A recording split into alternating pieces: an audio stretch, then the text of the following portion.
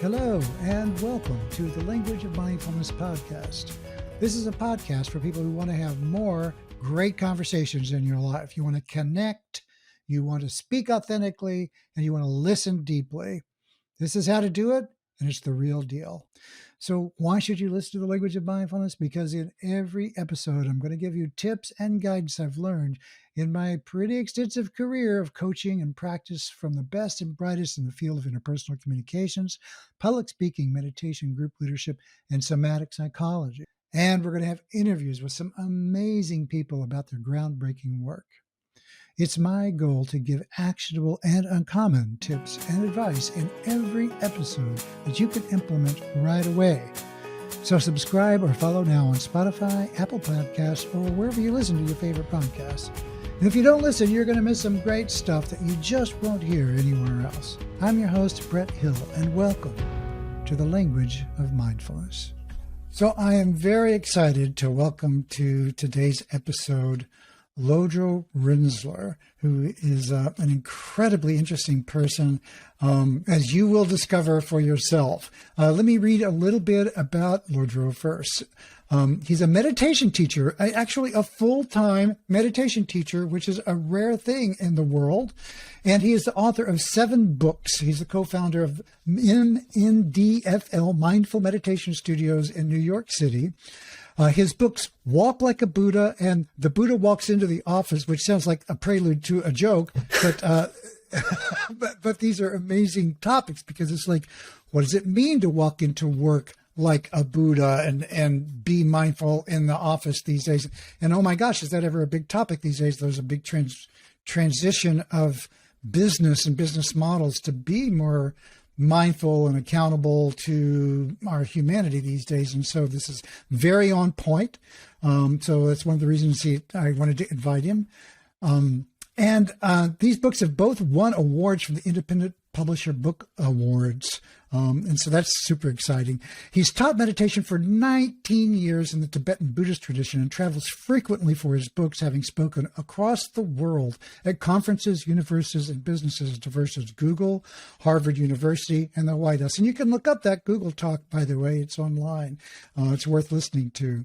He's been featured in the New York Times, the Wall Street Journal, The Atlantic, Good Morning America, CBS, NBC. And I read that you also write for the Huffington Post occasionally. As well. So welcome so much. Welcome to the show. Really great to have you. Yeah, thank you so much for having me. It's a pleasure to be here. And so help us out. Help us understand a little bit about, we'll get to like what you're doing now, but how was it that you even got started in the mindful, direction? Like what was it that launched your whole career and focus on a path of mindfulness? Yeah, great question. So I have a weird backstory just in that I was raised within a Buddhist household. My parents had started meditating when they were in their 20s and 30s. And by the time I came around, it was just in the household. So I started meditating when I was 6 years old and then went on to do... Six? Yeah. How do you get what did this look like? It was like, hey, Mom and Dad, what are you doing? I'm just going to sit down next to you and do that. Or was it Mom and Dad coming to you and saying, hey, Lodro, sit down and try this and see what it's like? I mean, how do you get a 6-year-old to do this? Yeah, it was very much just in the air. And, I often get that question because I was raised in this Buddhist household and by meditators and things like that. How do I get my kids to meditate? And my answer is always like, just based on my own experience, is you don't say, okay, you should go do this. You just do it. And at some point, kids do what they do, which is they emulate the people that they love. And and at that point, because it was just something that was done in the household, I said, oh, maybe that's something I should be doing. And they sort of stumbled across me sitting there cross-legged, not unlike the way I am right now. And I was just sort of facing a wall, not unlike I am right now. And I said, over dinner, what were you doing? And I said, I was meditating. I said, what does that mean? Sort of asking, trying to figure out what I was attempting to do. And so I was just noticing my breathing. And they said, what happens when you get distracted from your breathing? I said, then I would come back to my breathing And they said, that's it. And, you know, for anyone who has done mindfulness meditation in the past, you know, that's basically the full story. It's not an easy practice because those thoughts are very alluring and you sort of want to chase after them and so on and so forth. But, you know, it is very simple. It is a simple practice to do.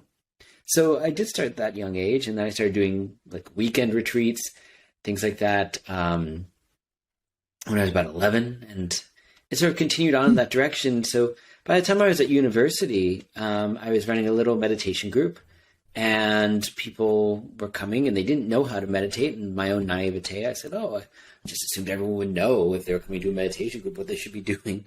So I imported some local meditation teachers who all got sick of driving all the way out. And they basically, as a result, said, you know, you've gone through enough of these retreats and prerequisites for a teacher training. Why don't you go do a teacher training so that you can give the instruction here? And that's how I got going when I was 18 years old, you know, as a baby. I, in many ways, was not a fully formed adult. But I did understand this one thing, and I could articulate this one thing to some degree. And I've done many other teacher trainings since, and I continue to study with excellent teachers and refine my ability to transmit these teachings. But, you know, I think that was where it really started, was at a very young age. And you stayed with it. It's like you started young, and as you matured and, you know, kind of unlocked the world as, oh my gosh, now I'm a waking, walking adult in the world, rather than now it's like, oh, I've got to go find a real job. Somehow you kept going with mindfulness and teaching meditation as what you're doing as an adult. Yeah. You know, I think I had my teenage rebellion at one point or another where, you know, I said, well, what about, you know, Judaism? What about Christianity? And I was a religious studies major at university because I did want to sort of understand them more, but I never really strayed too far away from this practice because it was so helpful for me personally. And then after college, I sort of was I served as the executive director for a Buddhist nonprofit, and then helped them miraculously out of some of the debt that they were carrying. So they said, well, why don't you go do fundraising for all these Buddhist nonprofits? I did that for a while, and I sort of bounced around, but at the end of the day, that sort of through line of just trying to make the meditation teachings accessible to people was the thing that went out, and it became a very unique thing of, okay, well, maybe that means I'm teaching it more. So what did you find in terms of trying to make things accessible to people? What were there particular challenges that caught your attention that you feel like, oh, we need to solve this. There needs to be some kind of a resource here for people? Yeah, I mean, it's taken myriad forms over the years, for sure. I would say in our current state, this has sort of been a long-standing gripe of mine, that I do feel like there's a bit of a re-education that needs to happen for many people around meditation. I'm sure you found this yourself, where, you know, people come in and they say, well, I can't do it because I have thoughts. Well, that's not the point. The point isn't to get rid of thoughts. Oops. Right. You know, I have too many thoughts. Everyone else is sitting there looking completely peaceful, and I'm fidgety, so that means I'm bad at it. And a lot of the like, well, I should feel completely relaxed, you know, all the time. It should feel like I just got a massage after. None of that is actually necessarily true. You know, people can have the experience where they sit down to meditate, and then within a few moments, they feel like there's a waterfall of thoughts, one after another, just bombarding them. And it's not like meditation unleashed that. It's been happening all along, but now we're paying attention to it. And now we're saying, oh, I don't know if I want to pay attention to it. So I think there is a little bit of hand-holding and education around this, where it's like, that's completely normal. That's a completely normal thing to experience. And can we continue to sort of persevere until that waterfall eventually becomes a little bit less overwhelming, maybe more like a stream or a river? Then sometimes we get yanked away, but we actually have the ability to ground ourselves and stay upright and to take control of the situation. And, you know, we don't have to get into it right away, but, you know, as I've been recently talking about, like taking back our mind, taking back the sort of control of, oh, I don't have to get swept up by every thought that emerges. I can actually make the choice to come back to the present moment more. And so like the practice then of someone starting out and then they become aware of their thoughts and hopefully, you know, their thoughts are saying, oh, I'm having these thoughts, I'm having these feelings, and that not necessarily being the most pleasant experience for some people. and maybe judging that and then backing off because of that and going, I'm no good at this. So what do you tell someone who's having that experience? It entirely depends on who it is, of course. But I mean, when I said the normalization aspect, that's a big part of it. That, I always joke when I lead a meditation class and I ask for questions at the end, I assure people that 98% of the time, I'm just going to say, well, that's completely normal. And 2% of the time I'll say, let's just chat a little after class. But it's even less of that. It really is, most of the time, it's just like, oh yeah, you're falling asleep a little bit in meditation. That's very normal. You probably hold your body in a lot of tension throughout the day, and this is the only time you've relaxed it. That's a normal thing. Yeah, it's totally normal for you to have 10,000 thoughts at once. Like, that is something that the mind does. Has anyone else ever had that in meditation? Every hand will go up. It is just like, it's a large part of this is the normalization of just what you're going through is not a big deal. But there is some element here of saying it does get better over time. And just sort of sharing stories. And I'm sure you have a million, you've probably heard a million of, what the benefits are. And I'm not even talking about the scientific benefits per se, although some people really love to hear about all of the research that's come out around meditation, saying if you do a little bit of it every day, that you start to see increased gray matter in the hippocampus, you see more activity in the ACC, that you are less stressed out, you're more efficient, you're more productive. In the what? You said activity in the what? ACC. Yeah. Which is? So what I'm basically talking about is some of the research that's been coming out from Harvard, University of Wisconsin, MIT. It's these various parts of everyone has their own sort of like area of the brain that they study, but the ACC is the anterior cingulate cortex. And this is, the role, we could say, of the ACC. It's connected with the prefrontal cortex and parietal cortex. And I'm not by the way, neuroscientist in any stretch of the imagination.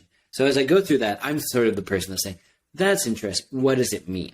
And what it means is that when we have more activity there, that we're actually less held by stress. And a lot of these, when people do studies around sleep, you sleep better, it boosts your immune system, it makes you more creative, whatever.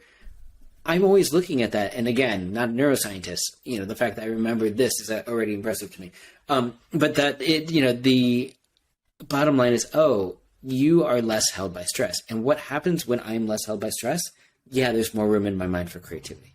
Yeah, I sleep better. Yeah, my body's not held in such a constant state of tension. It's going to heal better. Like, there's sort of a no-brainer aspect to it for me, but I'm glad that all the research comes out because it is really important and interesting. But for me, I fall more into that realm of what I was talking about before, which is subjective stories. All of these stories that I have, and I'm sure you have as well, around just people becoming kinder, more present, more forgiving, all sorts of things as a result of working with their mind. And sometimes, and I'm sure this is your experience as well, that you look back over your shoulder and you say, I'm surprised I didn't even react that way. I'm surprised I didn't lose my cool. Maybe it's because I've been meditating. It's often that sort of, maybe it's because that's the only thing I can think of. And it is. Like, how did this happen? I'm being different and I don't know why. Yes, exactly. Yeah. And that happens. And that's wonderful. That it's sort of, that's where it gets really meaningful for people to actually answer your question more directly. They say, look, I have a situation where I was less reactive. I was more forgiving. I was kinder. I was, able to release some of the anxiety I was holding, whatever it might be. And it's no longer someone sitting in the front of the room telling me this is what you're going to experience. It's me saying, there is real benefit to this practice. I know it in my bones. So how long does it take for someone, you think, to get to a place where they have an experience like a direct positive, oh my God, my behavior is different now and I like it? How much work does it take to kind of get there? Because what I'm hearing you say is there's sort of an arc. There's sort of like, what is this? I'm going to get started. Oh my God, I'm a mess inside. I don't really like going into this swamp. But with some practice, eventually things settle down long enough that you begin to change your neurology to a degree where you can actually have a different experience. Yeah. So about how much effort is involved with that? Yeah, I often equate it to picking up a musical instrument. You know, in the same way, I'm not talented musically personally, but I have a lot of friends who are, and, you know, they can pick up a musical instrument and they actually pick it up pretty quickly. Most people, when it comes to meditation, are like me with music, where it's a sense of you pick it up and you pick it up once and you put it down and you try it again a week later. It's going to still feel a little awkward. You pick it up a month later, it's still a little awkward. But if we pick it up a little bit every day, we start to actually get some feel to it. We're like, oh, I'm supposed to hold a violin like this. Okay, this is where it rests. This is where I put my fingers. This is how I hold a bow. And when I do that and it becomes more familiar, all of a sudden it's not complicated for me to play simple notes or simple scales or simple songs. And it progresses, and before I know it, I'm playing Beethoven or Bach. But I don't even know how I got there. It's just I've been, you know, picking up this thing for 10 minutes a day. Same thing with meditation. We get out of it what we put into it. So this is also part of that re-education campaign I was telling you about. That people think, oh, I should be able to sit down once and then I either get the benefits or I don't. And that is like picking up a violin once and be like, why can't I play beautiful music? Because we haven't learned the skill set yet. Here we're just learning to work with the mind as opposed to learning to work with our body. And just like any other training, a musical instrument, learning a language, a physical discipline like karate, you know, the more we sort of show up day in, day out, the easier it becomes for it to just feel embodied.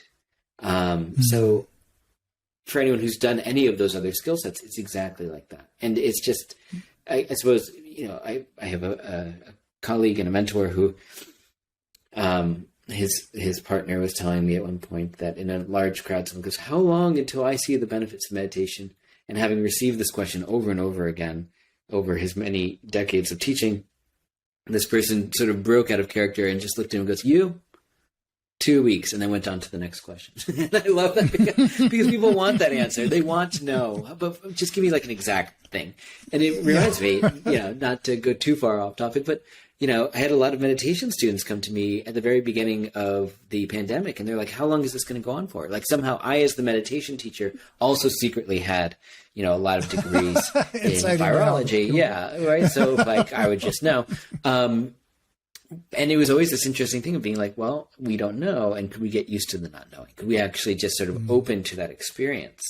And it's the same thing here where it's like, we don't necessarily, I mean, the science would have us say, okay, 6 to 8 weeks, you meditate 10 minutes a day, you're going to see changes in the brain chemistry. That's cool. That's great.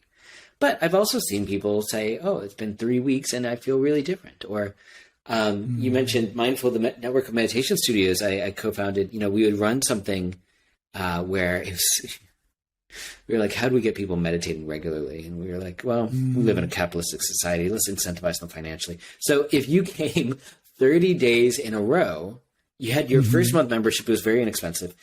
If you came 30 days in a row, you get your next month membership half off. That's very interesting. So we would have people say, okay, you know, if I'm going to get serious about it, you know, and I could save some money too, let me do it. And they would do it. And lo and behold, they would feel transformed after that month of just coming to a regular class every single day and actually making that a part of their life. And my favorite story of that is that there's a gentleman who is actually my wife that was leading this particular class. She said at the end, is anyone doing the 30-day challenge? And this guy said, yeah, I actually just finished it. And she said, that's amazing. You tell someone, I'm tired of telling everyone why they should meditate. You to say why they should meditate. She goes, well, listen, at the age of 56, I don't know if I'm this percent, you know, it's a very New Yorker attitude, like you want to get at the percentage. I don't know if I'm this percent more present or this percent more relaxed, but I will say this is the first time at the age of 56, I actually feel like I have the tools and know how to love myself.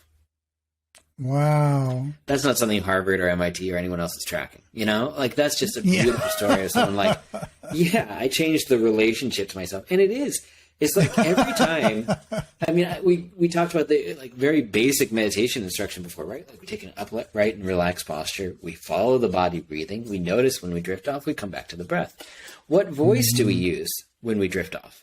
Is it the voice, you jerk, why are you like this? Why everyone else is sitting so quiet and you're just impossible? Or is it like, hey, it's not a big deal. This happens to everyone. Just come on back to the breath. That sense of gentleness. And I suspect that this individual sort of was working more in the latter, where he didn't use meditation as yet another way to beat himself up, but in fact is a way to treat himself with more kindness. And that just got into the bones. So I think that, you know, meditation, we have this great sense of like, yeah, it makes you more present. And that's true. It does. But it also can make us kinder to ourselves. And then once we have that, we can actually be much kinder to others. Do you believe that that's, so we can be more present and it helps us be kinder to ourselves? Are those related? Like presence gives rise to the capacity to be kinder, or how are those related in some way, you think? I mean, I think, you know, within the practice, yes, because, you know, what are we, okay, everyone says, I'm going to just be with the body breathing. I'm going to learn to be present. When I drift off, I'm given a choice, essentially. Do I perpetuate self-aggression? Do I beat myself up over that? Or do I treat myself with unconditional friendliness and I come back and I train in that? So I think they're very related. And I do think, you know, the more that we are actually present for the world around us in general, the more we are kind to others. You know, that we are just more observant. Where, you know, if we're lost in our own head, I'll give you an example the other day. This is such a bizarre example. We have a local ice cream truck where no matter what he's doing, he's always blaring the song, and he will go by. It might even happen while we're on the line today. We might get a preview. He goes by twice a day, our particular house. And, you know, at first I was sort of like, oh, this is sort of annoying. I was driving the other day on, there's a few hours on Thursdays that I drive for a local group here that delivers meals to people who are either unable to physically leave their home or they just don't have access to fresh food. So there's this wonderful chef locally who cooks 100 meals, and I deliver 25 of them around the neighborhood. So that's, you know, my fun volunteer gig on Thursdays. And I was driving, and I was actually running a little late based on just some of the interactions I was having, which was lovely. But then I got stuck behind the ice cream guy. And I had this moment of like, no, not this guy right now. And like someone's like standing in the middle of the street and waving what seemed to be every child in town in front of the car to go to the ice cream truck. And I had to catch myself. And instead of getting lost in that story of like, oh, I'm late, and this person that I'm late for is going to be really mad at me, just be like, look at what's going on. Like, you're out here trying to actually help other people. You have this wonderful guy who's actually like bringing delight and joy to these kids at the end of the ice cream truck season.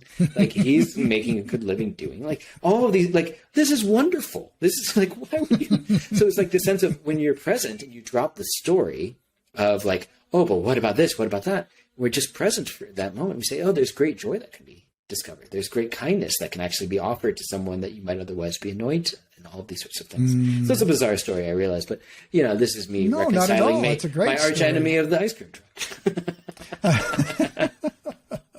I was actually thinking about a book or an article or something along the lines of traffic as a spiritual practice, because of that sort of thing. Is that I mean, we encounter it all the time. Some guy pulls out in front of you, or somebody's behind you. Oh my God, he made me late. I have to, you know, I'm going to miss this. I'm going to sit here at this light for 2 minutes doing nothing because that guy wasn't paying attention. Like, the world is really an unjust place, and I'm sitting in my righteous indignation about it. Or it's like, I can just be present and look at the tree and notice the dog and see the sky. Now, which of those moments would I really rather have, you know? And so it's like there is there is something to what you're saying in terms of being present enough to realize, oh, I can have a choice here rather than just being driven in reactivity. So I really fully appreciate your point of view, particularly the kids and ice cream. I mean, what could be more fun, right, than that if you can get into the spirit of it? That's exactly right. And then at the same time, it can be annoying. And what we're talking about right now is like, what choices do we make with our mind? And I was on the line with a meditation student earlier today, and we were just sort of talking about, you know, just some of the ways that she treats herself. And she was sort of saying, well, this happens to me and that happens to me. And I was like, but who determined that? She goes, well, it's me. It's me telling myself these stories. And in that moment, she realized, like, oh, the beauty of meditation is that she's making certain choices with her mind, and she's starting to notice them. And maybe I don't have to make the choices that actually keep me trapped in doubt or trapped in fear and all of these sorts of things. So, you know, not to keep bouncing among stories, but I do think that this is a really good realization that once we start meditating, we say, oh, anxiety, for example, isn't something that just happens to me. It's something that I say, oh, I'm going to choose to spend a lot of my day lost in what if stories, lost in, it's going to go like this, and then everything's going to be horrible, and so on and so forth. Or we choose, as you just said, to acknowledge those stories, to come back to the present, and within the present moment, that fear doesn't exist in the present moment. I mean, maybe if you literally live somewhere where someone jumps out from behind a tree every minute, you have some fear. But, like for many people, I'll say, for many people who are not in deeply traumatic situations, that there is this element of we can have the ability to relax, but we often perpetuate whatever suffering and stress comes up in such a way that we hold ourselves in a state of anxiety. So, your landlord knocks on the door and says, rent has been due, what's going on? And that is a stressful situation. I do not deny it. It is different than then spending every day and all hours of that day until you pay the rent saying, well, this person's wrong and I'm right. And here's what's going to go happen. Here's why everything's shit and all of that. The landlord didn't ask you to do that. He just asked you to deliver the money. He didn't ask you to cause yourself constant stories that keep you locked in anxiety until you did so. That is you that is doing that. So I think there's something around taking ownership of our own minds here, where we actually do need to start to think about like the choices we make, and can we make better choices so that we don't keep ourselves locked in pain, because no one else is asking us to do it. It's just us that's doing that. Yeah. But first you have to be able to make a choice, right? So there's like, how is it that mindfulness can help you be in that place? Yeah. So what we talked about earlier in the formal mindfulness practice, and I should define some terms here. Let me jump back a moment. When we talk about mindfulness, as you know, often in the West, we're talking about being present to what's currently occurring without judgment, which is, those last two words are actually significant. We can come back to them. But, the way that we cultivate mindfulness is there's myriad ways, but a lot of them can be reinforced, let's say, and the foundation can be built to be mindful in other ways of our life if we're doing mindfulness meditation. And I'll come back to what mindfulness meditation, I'll just stay on course. So that's what the meditation that we were talking about that I started doing when I was a kid, right? That sense of like, okay, I'm with the breath. I acknowledge when I drift off into what if thinking or thoughts about what's going to happen with the landlord or whatever. And then I come back to my breath. I acknowledge the thought. I come back to the breath. That's why all these studies are like, yeah, we're retraining, rewiring the brain, creating new neural pathways that say, I don't have to chase after every anxiety-producing thought that comes up. That's really helpful in the rest of my life. So when we do want to do mindfulness as other activities, we want to do mindful eating, we want to do a mindful walk, we want to be mindfully in conversation with our loved one, we're more able to be present, and we're more able to notice that we've drifted off and we start thinking about other things and we come back because we've trained the mind to do that already. It doesn't feel like such a stretch to do mindfulness elsewhere because we've been training in it in mindfulness meditation. And so because you've just done this attention, pulling back your attention time and time and time again, that's helping you create the space so that whenever you get under stress, you can bring your attention back because you've practiced it. And then and then at that moment you can see what's going on and you can say, oh, I have a choice about whether I want to be in the thing I'm reacting to, or I can do something else. Yes, that's exactly it. And that's the choice. Exactly. And so in that moment then, this is where my heart and soul sort of lives. It's like, okay, now you've done the hard work of creating the capability to be in this place where, okay, I notice that I'm being reactive, or I want to be reactive, and I'm going to make a choice here, and I have a choice. What now? What does that then make possible? Yeah. I mean, I always joke that no one wakes up in the morning and says, I just sort of want to be a jerk and not connect to anyone in my life, right? But we often fall into bad patterns because we are really hung up on, the anxiety of the day, and we're not actually paying attention to the world around us. And we end up spacing out, and we end up doing all sorts of maybe careless things, or just staring at our phone a lot because we don't want to actually deal with what's right in front of us. So there's this aspect here that it comes out of meditation that's known as discernment. And there's something really powerful to it. So let's say I'm meditating and I have this thought, you ought to call your mother. I come back to the breath. Mm. You really should call your mother. You're horrible, so you never call her. No, come back to the breath. Well, if you were going to call her, what would you even talk about right now? Come back to the breath. And we do that. Maybe this is one day. Maybe this is over the course of this week, of a week, it comes up multiple times.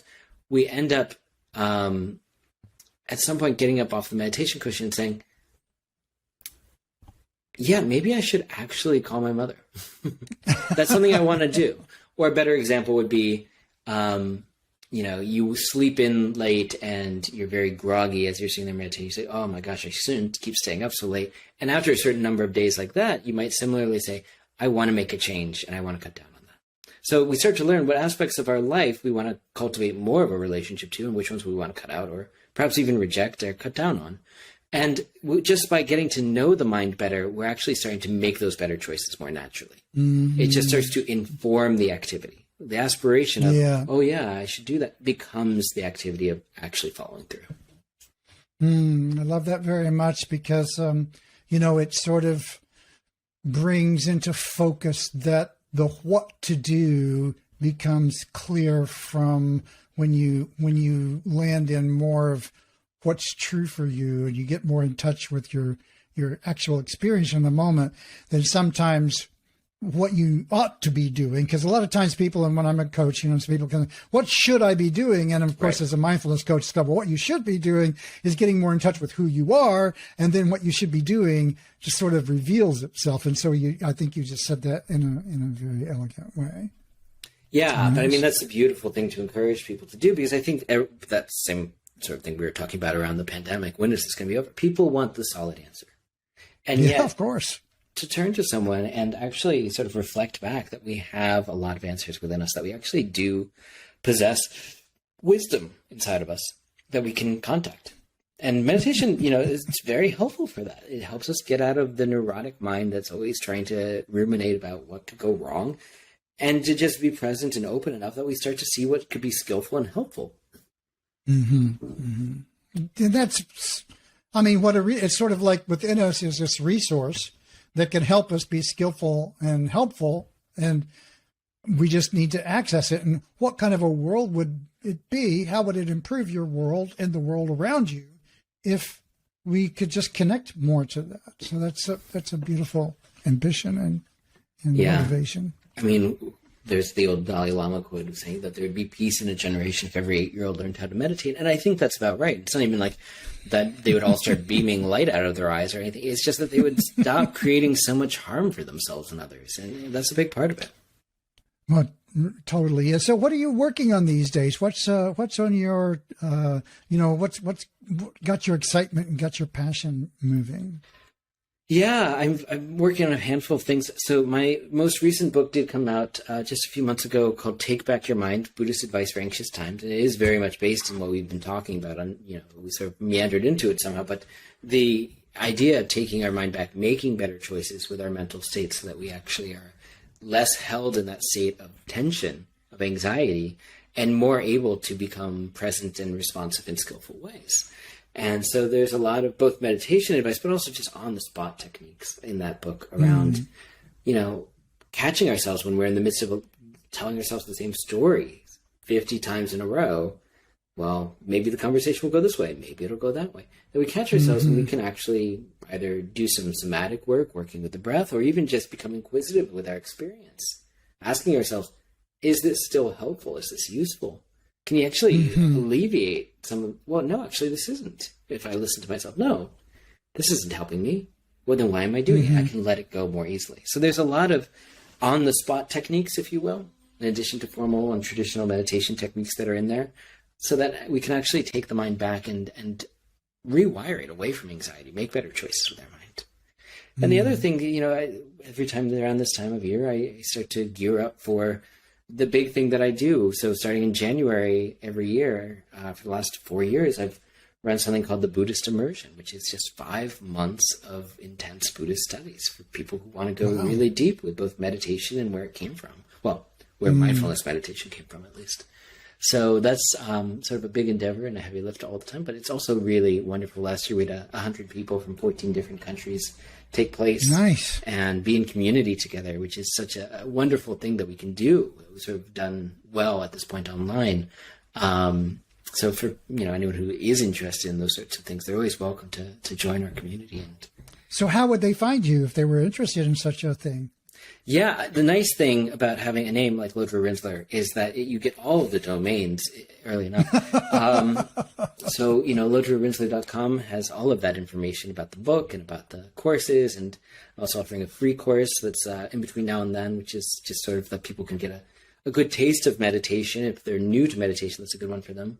And I'm also on the Instagram and Facebook and things like that as well under Lodro Rinzler. I'll put all those links in the show great. notes as well for people to look you up. I've had such a good time talking with you. It's been so fun. I have as well. well. I really appreciate your work and want to encourage our audience to go out and check out the book, look him up on his website and the links below. And thank you so much for joining us on the Language of Mindfulness. I really appreciate it. Thank you for having me. It's been real fun. Thanks. So that's a wrap on today's edition of the Language of Mindfulness podcast. I hope you've enjoyed it. If so, please leave us a review on iTunes and follow along on whatever podcast platform you're listening on. We'd really appreciate it. And check us out at languageofmindfulness.com, where you can sign up for a free coaching session. And because we get so many questions on this, you can access how to start a mindfulness meditation practice at languageofmindfulness.com/now. Thanks a ton, and we're looking forward to a lot of great new content coming up as well. Have a great one and stay present.